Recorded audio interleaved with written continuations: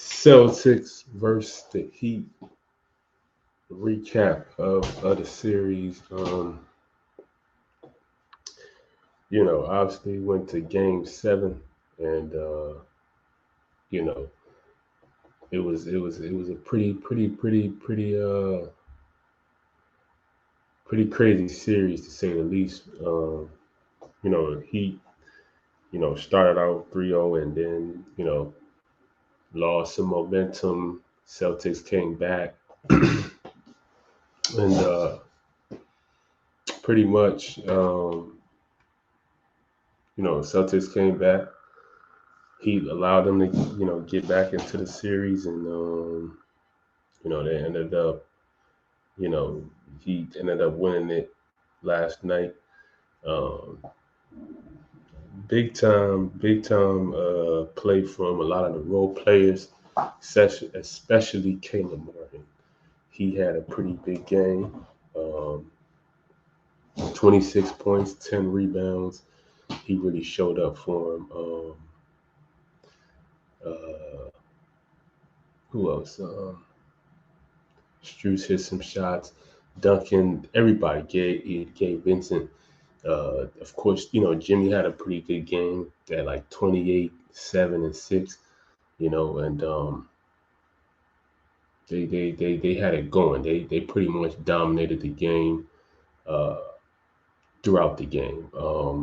The Celtics was only able to get out in front. Um, no, the um, Celtics never at any point led. The closest they got to was, a difference of 8, and then um, and that was like the third quarter, nearing like the end of the third quarter, and so that was the closest they ever got, and you know towards the end of the pretty much the end of the third quarter, mainly the fourth quarter, the beginning of the fourth quarter, that's when the Heat really just pulled away with the lead, and the rest was history. Got to 18 and to 21, and so um, the Heat ended up advancing, of course, with the W, man, and you know, continuing to prove the rest of the world wrong, including myself. Again, I had to take accountability. I was wrong. I picked uh, Boston to win. Uh, and the Heat ended up winning, and they proved a lot of people wrong. This is probably the best run for a unexpected team that closest thing. They were an eighth seed, really battling to be in the play. They were in the play, and they lost the first game. You know what I'm saying? So to consider just the obstacles, the odds, the challenges that they've had to face on their journey. I mean, it's definitely something to definitely applaud and you know commend. You know what I'm saying? Considering the pathway they've had to go through, they've went through two of the juggernauts of the East: Boston, Milwaukee. Up and coming New York Knicks team. They faced a lot, so it hasn't been some easy pathway for them to be where they at. You know what I mean? They've really had to battle their way to be where they're at, and it's it's pretty amazing to see where they at. Seeing an organization that um, you know much it's like almost like the Patriots of the NBA, where you know like the Patriots with Belichick and Brady, they didn't necessarily win with the super talented roster. Having the notable names on the roster to win games and to get to the finals, and they were able to, much like the Patriots, the Heat are able to win with what most would consider to be lesser talent, or known, not known names, or whatever the case may be. They're still able to get it done, mainly due to the culture of the Heat organization with Pat Riley running it. They're able to still win, and I think a lot of it has to do with just the way that the organization is ran, and what the organization uh,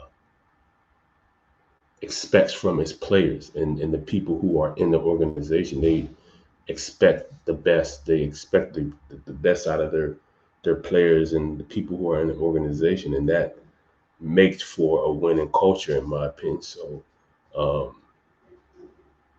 I think you know this is definitely going to go down to date as the best run. One of the best runs for a team, especially a unlikely team. Only teams I can honestly think of, eighth seeds. That this is by far the most successful eighth seed. The only thing you can compare it to, obviously, is the Knicks and the lockout season. I think it was '99 where they played the Spurs in the finals. They were the eighth seed. They managed to make it to the finals, but that was a lockout season. So they didn't play the full season. The Heat played the full 82 regular game season, and then the We Believe Warriors team with Baron Davis, Steven Jackson, and Al Harrington, and those guys. They were able to beat the Mavericks, the number one seed, but they lost the next series. Um, so those are two of the more teams, eighth seeded teams that I could think of that had some success and proved people wrong, but obviously, in my opinion, not to the extent of this Miami Heat team. Playing tournament, eighth seed, make it to the finals, and we'll see. What I'm saying, they obviously are in the finals. We're gonna see if they um, are able to win, and you know we'll see about that. As for the Boston Celtics, I think um, you know I think everybody can agree, just super talented team, a team that has a lot of potential to win a championship. You expect them. They've been in it, deep in the playoffs the past 5 years, Eastern Conference finals, and still haven't been able to get over that hump. And so it's going to be interesting to see what they do over the off season. I think that I think they need to add another big, um, who can be more of a threat offensively.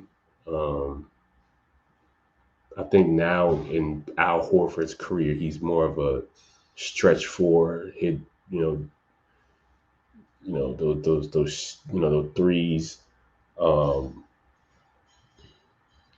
off the pick and roll or something like that. That's kind of his game now. He's not really the level of talent. He's not the level of player he was when he was younger. And Robert Williams, Grant Williams, they're good role players, good young guys. But like I said, offensively, I think they really need another guy that can help them a lot offensively from that position. I think they're solid at the point. Smart, and then you have Brogdon. Those guys are solid to run your team. And obviously you want to keep um, Jason Tatum and Jalen Brown. I don't want to people want to always want to have the debate about possibly separating the two. I think they're a good duo. They just got to keep sticking with it, stay together, keep getting better.